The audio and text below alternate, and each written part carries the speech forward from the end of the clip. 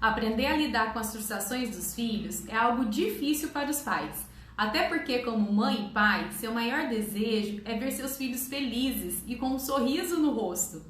Mas lembre-se de que ao tentar não desapontar nunca o seu filho, você está privando ele de uma experiência importante, que é a frustração.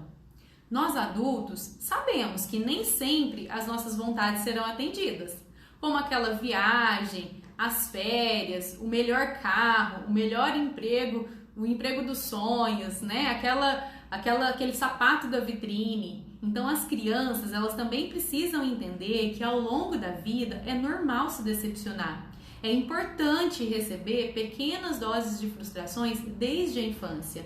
Mas fique tranquila, seu filho não vai sofrer com isso. É só saber separar o que é uma necessidade e o que é um desejo.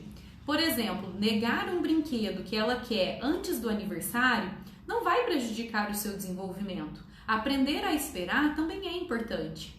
Até os 2 anos, os pais ainda estão descobrindo se o choro da criança é de cólica, é de fome, é alguma dor. Mas depois disso, as crianças precisam entender que não pode ter tudo o que querem de imediato. Pense na hora do almoço de domingo. A família espera que todos se sirvam para poder começar a comer. Não é porque o seu filho é menor que poderá fazer a refeição antes de todos. Explique a ele a situação e peça para que aguarde um pouco. Mas vamos pensar em algumas situações do dia a dia e como administrar isso. É importante saber dosar. Se na sua casa tem apenas uma TV, de vez em quando a criança pode assistir o desenho animado à noite. Mas os pais também têm vontades. Pode ser que eles queiram ver um filme ou um jornal e os filhos vão entender que na vida é preciso e é natural ceder.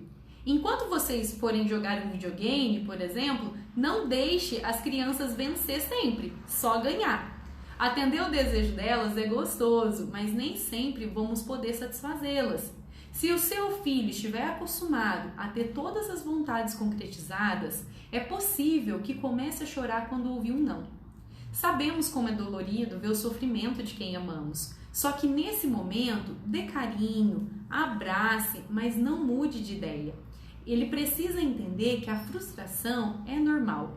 Quando se acalmar, aí sim ele vai estar pronto a ouvir a sua explicação. Pode ser que você tente evitar a decepção por se sentir culpado também. Por exemplo, se você trabalha muito e só quer proporcionar alegrias ao seu filho como uma forma de compensar a sua ausência. Ou então está vivenciando uma crise no casamento, na saúde, nas finanças e aí não tem energia sobrando para lidar com a birra de uma criança decepcionada. Mesmo assim, tente não ceder, será melhor para ela. No futuro, quando crescer e entrar em contato com o mundo, seu filho vai encontrar um ambiente em que as vontades dele não vai ser atendidas sempre.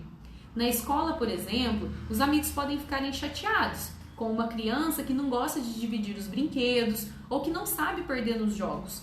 Se você notar que o seu filho não é escolhido para os times de futebol da turma ou nunca é convidado para as festas de aniversário, fique atenta. Converse com o professor, investigue como é o comportamento dele fora de casa. Ao deixar que os filhos se frustrem algumas vezes, mas claro, sempre com muito afeto, muito apoio, ele vai aprender a ser um adulto mais compreensivo. Na adolescência, entenderá que se não for aprovado no vestibular, que ele deve tentar novamente o ano seguinte. Ou que se um amor não foi correspondido, dói, mas é normal, faz parte da vida e não é motivo para desespero. Por outro lado, a criança que é criada em um lar sem frustrações não vai querer sair do ninho e não vai ter os músculos da frustração exercitados para lidar com os variados desafios da vida. Esse é o recado que eu tenho para vocês hoje. Até mais!